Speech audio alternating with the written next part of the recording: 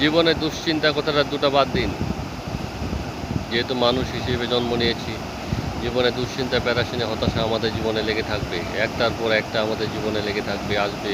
বিপদ আপদ কত কী আসবে, একটার পর একটা আমাদের লেগেই থাকবে। ওই জন্য দুশ্চিন্তা কথাটার দুটো বাদ দিয়ে চলুন। থিঙ্ক অ্যান্ড সলভ, চিন্তা করুন এবং সমাধান করুন। কীভাবে ভালো করা যায়, চেষ্টা করলে কীভাবে উন্নতি করা যায়, পরিকল্পনা ঠিক করুন। সঠিক পরিকল্পনা গ্রহণ করুন। আমরা যদি সঠিক পরিকল্পনা গ্রহণ করতে না পারি, অবশ্যই কিন্তু সমস্যা হয়ে যায়। তাই জীবনে সফলতা পেতে হলে আমাদের বারবার ব্যর্থতার মুখোমুখি হতে হবে, বারবার কষ্টের শিকার হইতে হবে, বারবার সমালোচনার শিকার হইতে হবে।